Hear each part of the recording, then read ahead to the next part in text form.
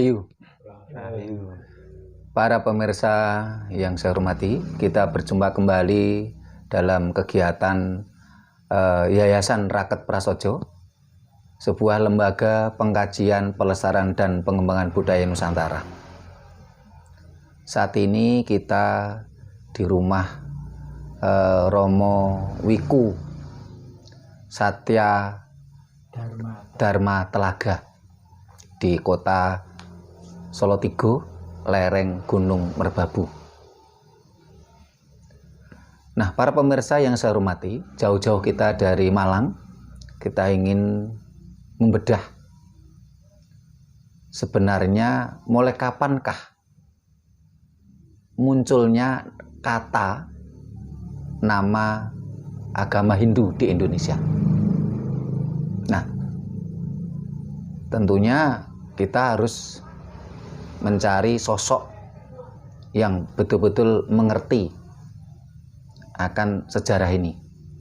Nah, kebetulan Romo Wiku Satya Dharma Telaga ini, beliau adalah tokoh agama Hindu yang merupakan salah satu saptarsi agama Hindu Jawa. Di 7 resi dari Hindu Jawa, yang nama aslinya, nama KTP-nya adalah Muhammad Bibit. Beliau pensiunan pegawai negeri sipil. Secara ketokohan memang sudah sepantasnya kita meminta keterangan pada beliau, karena beliau selaku tokoh di dalam agama Hindu yang merupakan salah satu anggota Saptarsi di Pulau Jawa, dan beliau juga merupakan saksi sejarah akan kapan munculnya kata agama Hindu di Indonesia. Nah, para pemirsa yang saya hormati, sebelum kita nanti ngobrol-ngobrol, bincang santai dengan Romo Wiku, akan kita buka dulu dengan Kidung Sabdo Palon Nagih Janji 5 Podo yang akan dibawakan oleh saudara kita Mas Ken Sanada dari Kediri. Silahkan Mas. Sekar Dandang Gula, Kidung Sabdo Palon. Hangi tunga pawelingi kaki,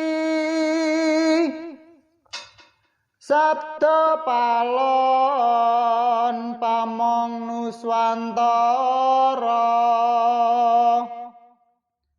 ameca kasengsarane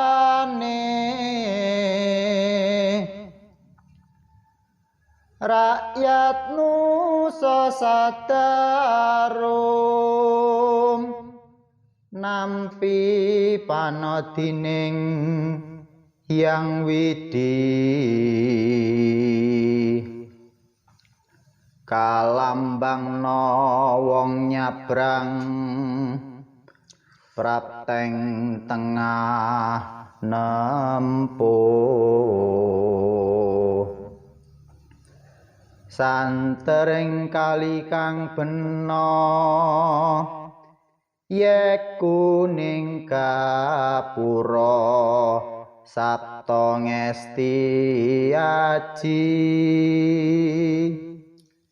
keh jalma samya lena,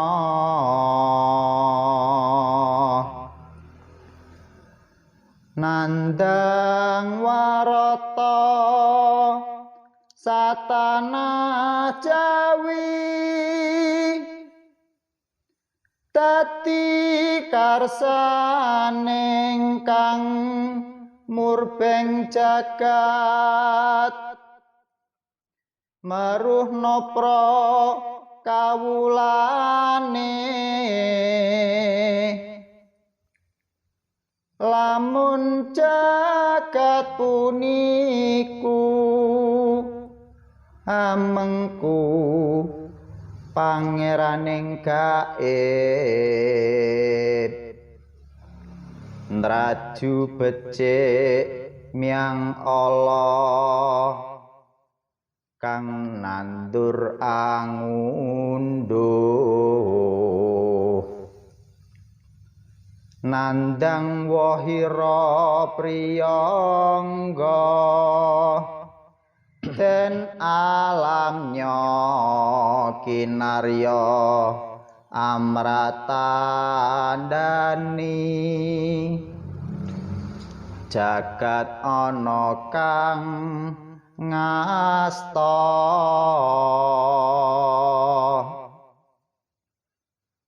carane kang aparing panodi warna-warna wujuding bebaya angrusak tanah jawane wong klithik datan ngukup nambut karya datan nyukupi priyayi do karipan sodagar do ambruk tetanen akeh kang kusa rinusuhan Omo katrak paceklik abot uriping jalma raharjaning bumi sirna yakti mubaling ama saklungkung datra tuhu agung rerusuhe keh pandung wanci dalu tan tentrem uriping jalmi ing rahina keh begal do rebut rinebut risak tatananing jalma negari kewran genira angadili wong tan ajrih pidana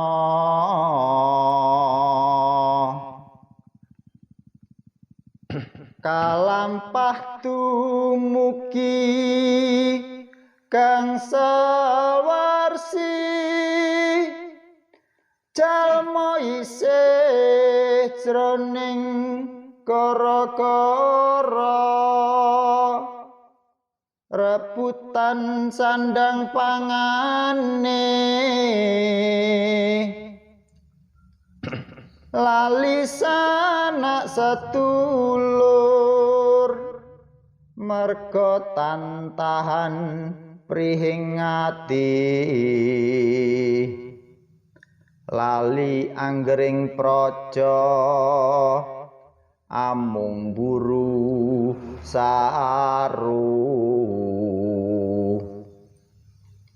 kiya katungka praptanira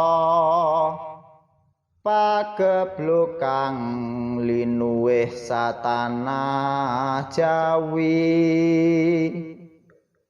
akeh kang samya seda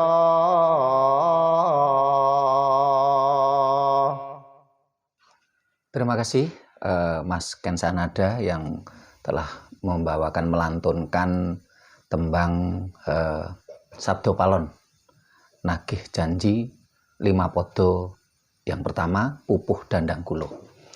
Nah, para pemirsa yang saya hormati, barangkali para pemirsa bertanya-tanya, kenapa kok kita mengangkat tema ini? tentunya bagi generasi muda itu taunya agama Hindu itulah yang ada di Indonesia, bahkan jauh sebelum penjajahan Belanda itu ada agama Hindu. Dan juga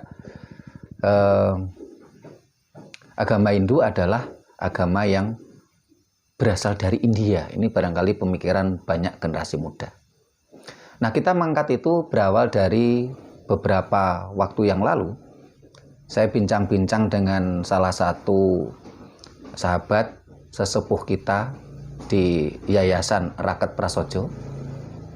Beliau adalah bernama Bapak Ida Bagus Putuswate, Dr. Andes Ida Bagus Putuswate MSI. Beliau pada waktu itu menjadi Kepala Satpol PP Pemprov Nusa Tenggara Barat. Kalau sekarang beliaunya udah pensiun. Nah, ketika saya bincang-bincang dengan beliaunya, itu beliau menceritakan pada tahun 60-an ya. Beliau waktu itu masih sekolah SD atau SR. Nah, bapak beliau itu adalah Kepala Dinas P&K Kabupaten Klungkung, Bali. Nah, di dalam data-data administrasi pada waktu itu beliau sudah membaca pada tahun itu belum ada kata agama Hindu. Di Bali itu adanya adalah agama Tirta. Di dalam data monogram ya, ini tertulis agama Tirta berapa jiwa gitu. Nah, jadi ternyata tahun 60-an 3 saja belum ada kata agama Hindu. Di Bali adanya agama Tirta. Nah, karena itulah kita muncul pertanyaan di benak kita. Sebenarnya kata agama Hindu itu munculnya kapan dan prosesnya bagaimana? Nah, karena itulah kita jauh-jauh dari Malang kita sowan ke rumahnya Romo Wiku Satya Dhamma Talaga. Beliau ini dari sisi usia memang merupakan saksi sejarah, sehingga pada waktu itu beliaunya sudah memahami peristiwa-peristiwa pada waktu itu. Secara usia, secara pribadi beliau adalah saksi sejarah. Secara ketokohan beliau adalah merupakan anggota dari Saptarsi agama Hindu Jawa. Tentunya beliau yang lebih paham. Nah, para pemirsa, kita akan bincang-bincang dengan Romo. Rahayu Romo. Rahayu. Dari apa yang kita sampaikan tadi Romo, yang kita bincang-bincang sama Pak Ida Bagus Putuswate tadi, ternyata di Bali saja, di Klungkung pada waktu itu tahun 60-an 3 saja belum ada kata agama Hindu. Di sana di data-data administrasi pada waktu itu di mana monogram ya Romo ya, yang di papan yang biasanya di kantor-kantor itu ya. Nah, itu tertulisnya juga bukan agama Hindu, tetapi agama Tirta berapa jiwa kan gitu. Nah, ini jelasnya bagaimana Romo? Mohon kami diberi penjelasan, beri pencerahan, dan juga untuk seluruh pemirsa dari Lembaga Pengkajian Pelestarian dan Pengembangan Budaya Nusantara Raket Prasojo ini, Romo. Silakan. Terima kasih atas pemberian waktu kepada diri kami. Kami mengaturkan salam Rahayu. Rahayu. Kepada teman-teman sedharma, di mana kita sekarang hidup dalam situasi pandemi dan masuk pada zaman milenium, sehingga perlu generasi muda tahu sejarah yang sebenarnya. Dalam catatan kami, jadi kami memang sering mendapatkan data-data dari apa yang saya alami, sehingga ini perlu, karena tanpa data kami tidak bisa menyampaikan sejelas mungkin.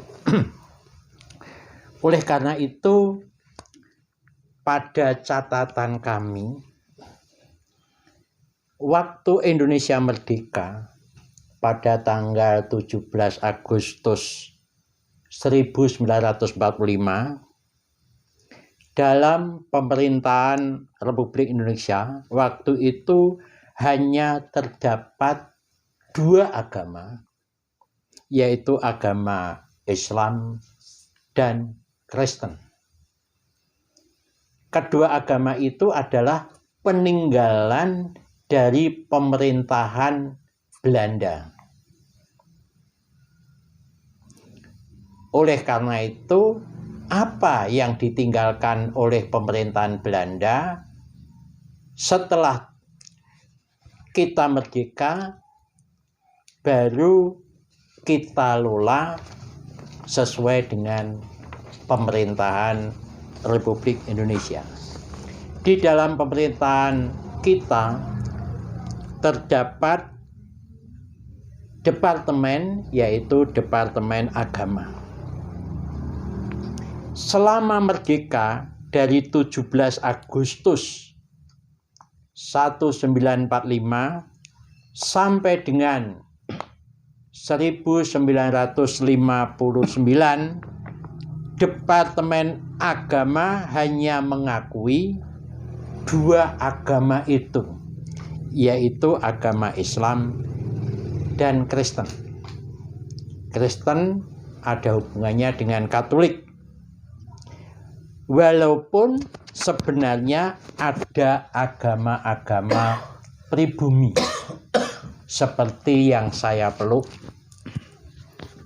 Waktu itu tokoh-tokoh pribumi Nusantara tahun 1959 mendaftarkan agama mereka, yaitu agama pribumi, ke Departemen Agama dengan membawa berkas-berkas yang diperlukan.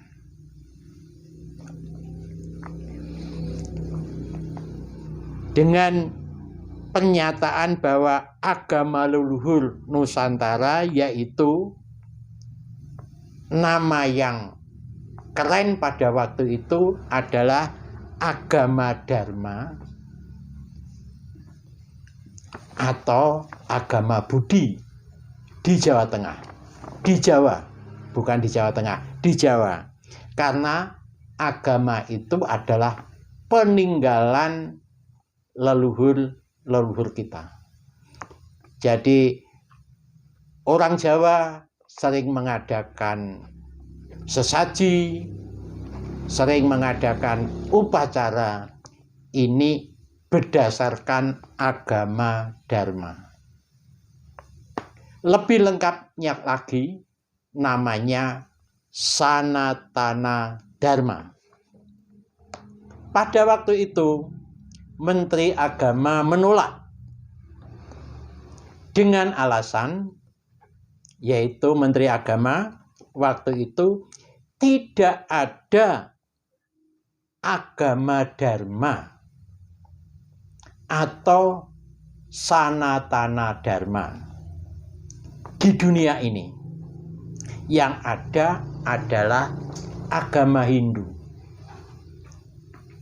Mungkin perhitungan Menteri Agama pada waktu itu, upacara-upacara yang dilaksanakan oleh orang Jawa pada umumnya itu sama dengan agama Hindu yang ada di India.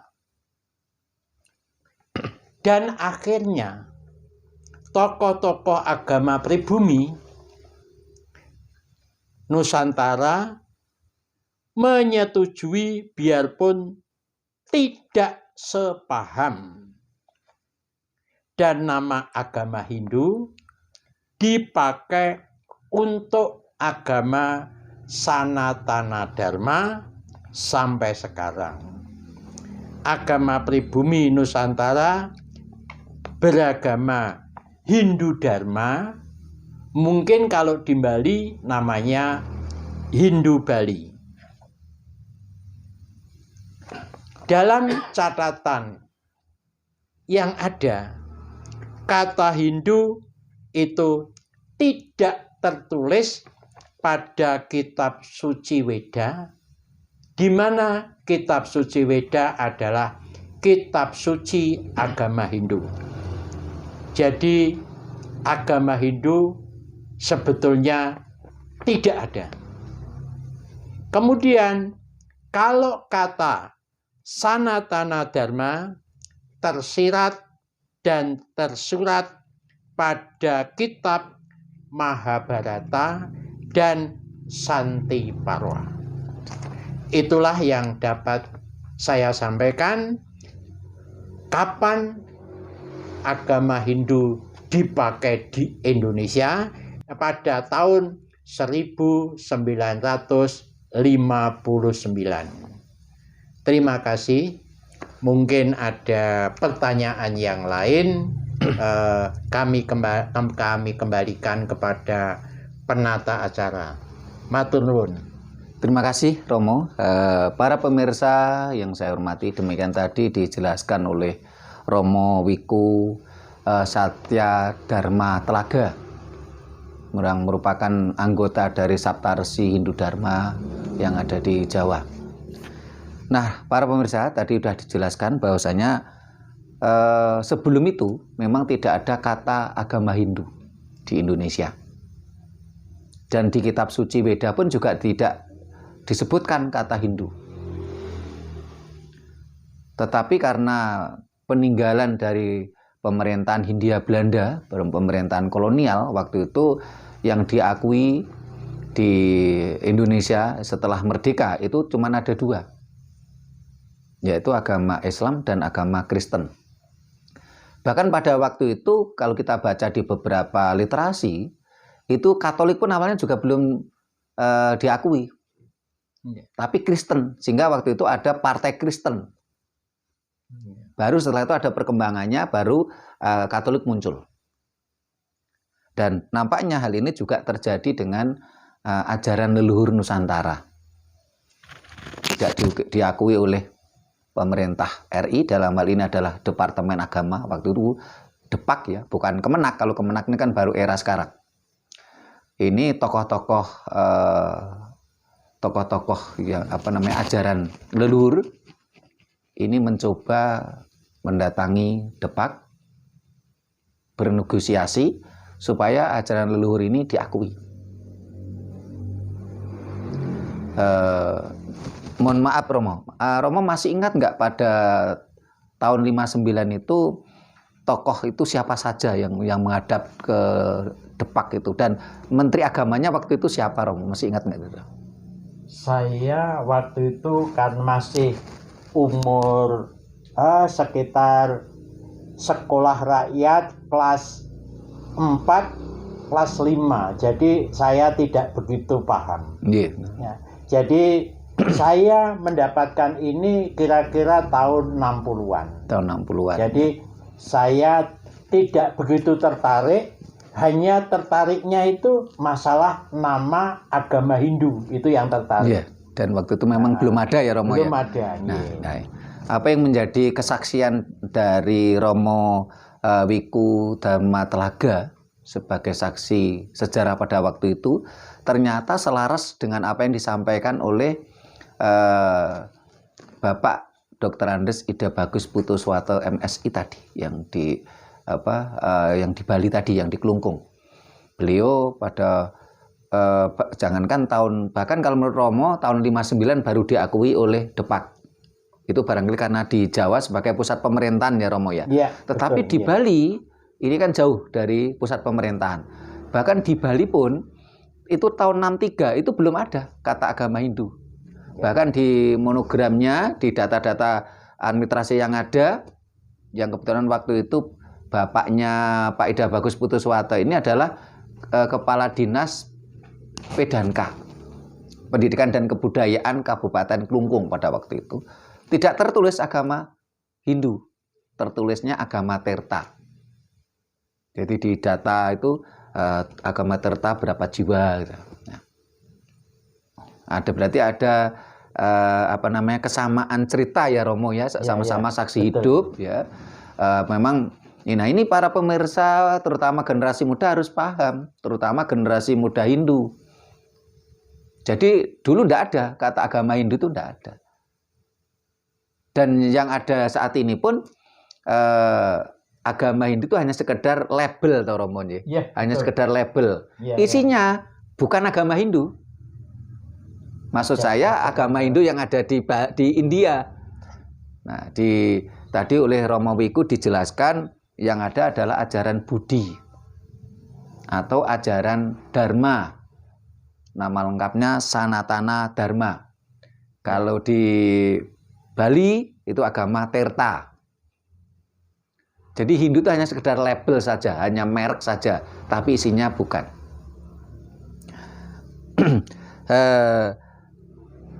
Kalau pada waktu itu menterinya siapa? Nggak ingat ya Romo ya. Ada catatan sebelum ini kalau tahun 59 itu kan masih era Bung Karno ya. Bung Karno, betul. Karena kalau informasi yang saya terima juga waktu itu kebetulan saya pernah diangkat menjadi Libang FSKN. Waktu itu saya ketemu dengan Pangeran Lalu Satria Wangsa dari Kesultanan Bejangge.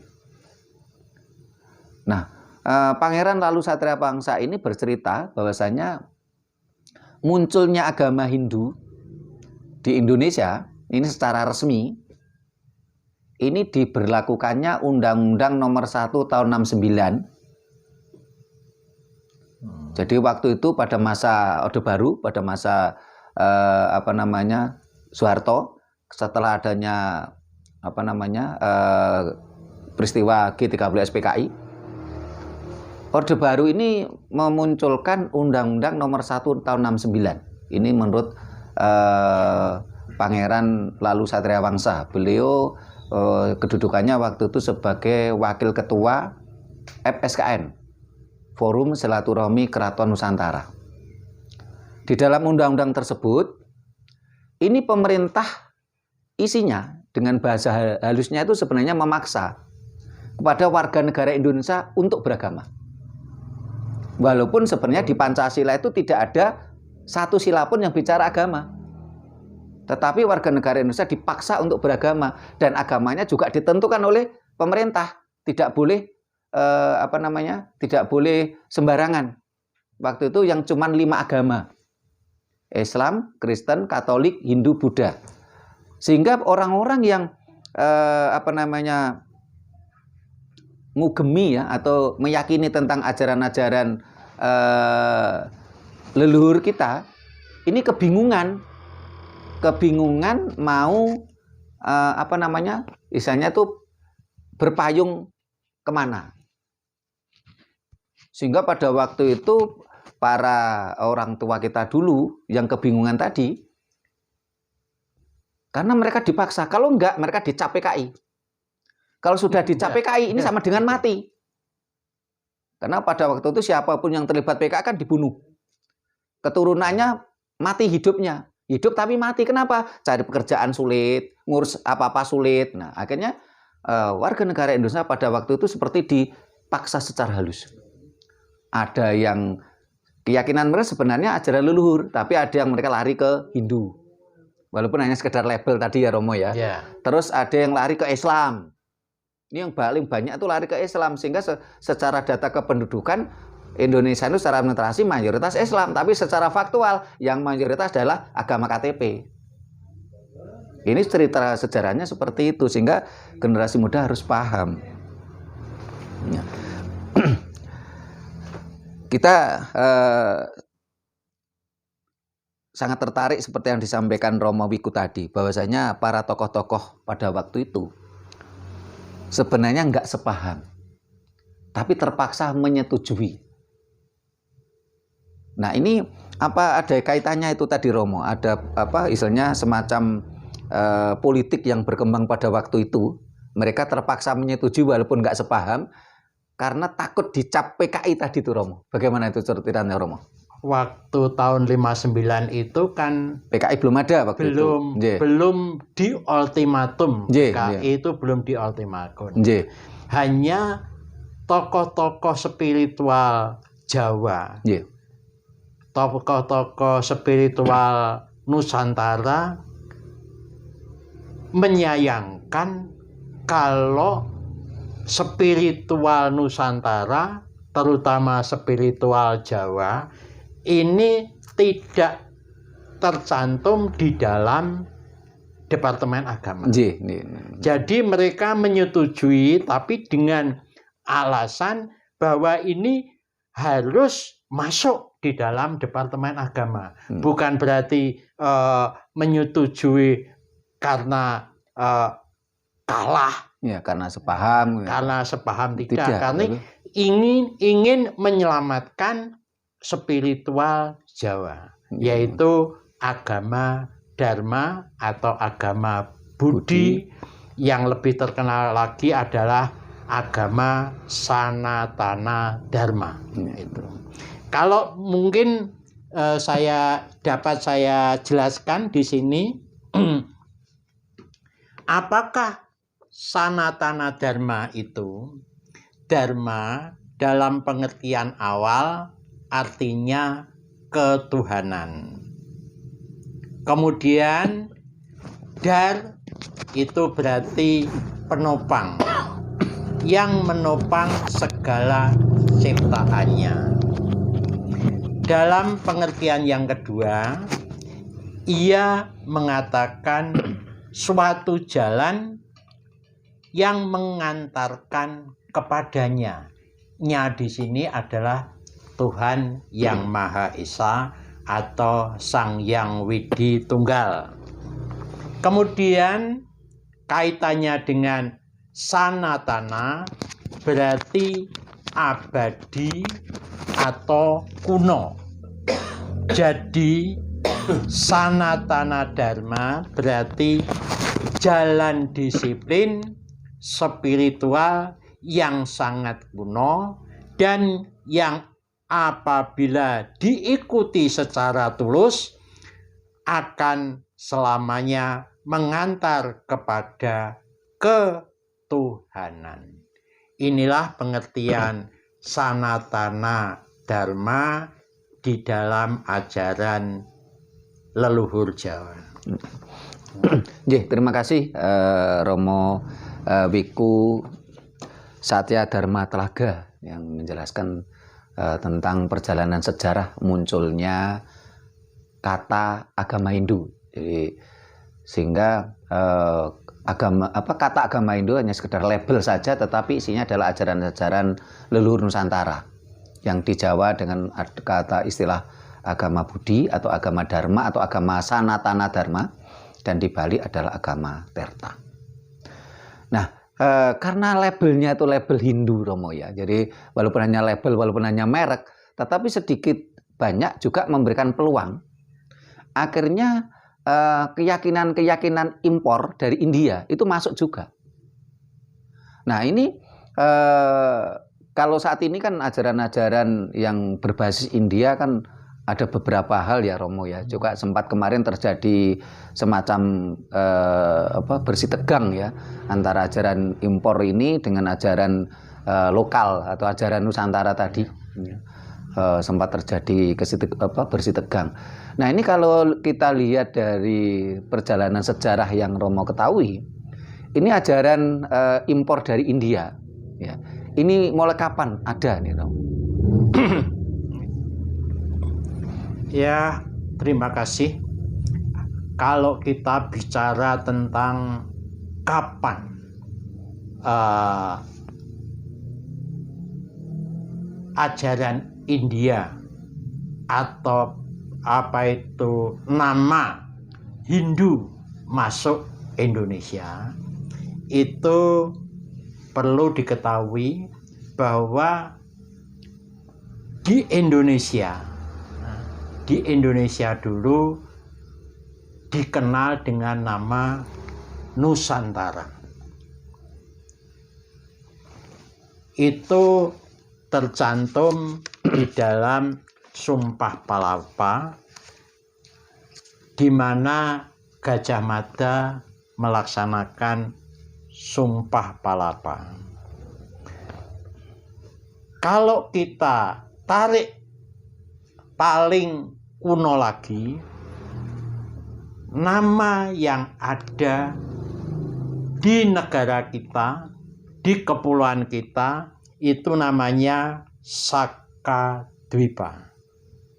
Saya pernah membaca dalam kitab Bawisa Purana menyebutkan bahwa bumi ini terdiri dari 7 wilayah atau Saptadwipa, yaitu Jambudwipa, itu tanah Bharatawarna atau India, Plaksadwipa, Samaladwipa, Kusadwipa, Krucadwipa, Puskaradwika, Dwipa, dan Sakadwipa. Nah, Sakadwipa inilah Nusantara yang kita tempati. Geografi Sakadwipa. Sakadwipa adalah istilahnya kota suci. Penduduknya terkenal berumur panjang, wilayahnya makmur, terdapat 7 gunung sebagai gudang batu mulia, intan, berlian, kristal, dan batu permata. Terdapat gunung yang terkenal antara lain Gunung Meru atau Semeru, Gunung Udaya atau Gunung Agung di Bali, Gunung Ora Brahma di Bromo, Jawa Timur. Pulau suci ini kelahiran manusia pertama. Di dalam ajaran agama Hindu, manusia pertama itu bukan Adam dan Hawa, adalah beliau yang kita sebut Resi Manu. Anak keturunan Resi Manu disebut manusia. Jadi manusia adalah keturunan Resi Manu, bukan keturunan Adam dan Hawa, menurut catatan leluhur Jawa. Sakadwipa disebut Pulau Suci atau Pulau Putih. Itihasa Ramayana 6.000 tahun sebelum Masehi di dalam Kanda Kiskanda menyebutkan manusia pertama dilahirkan di bumi ini. Berarti di bumi Sakadwipa atau bumi Nusantara. Sakadwipa merupakan Jonggring Saloko atau gerbang menuju surga. Sakadwipa disebut Swetadwipa atau Pulau Putih, surgawi nan indah. Sakadwipa, disinilah ras-ras manusia berasal pada permulaan zaman. Orang-orang Saka dikenal dengan sebutan dewa-dewa, Jawa, Yawa, Jawa, Yawa, Yawanas. Artinya orang suci dan putih.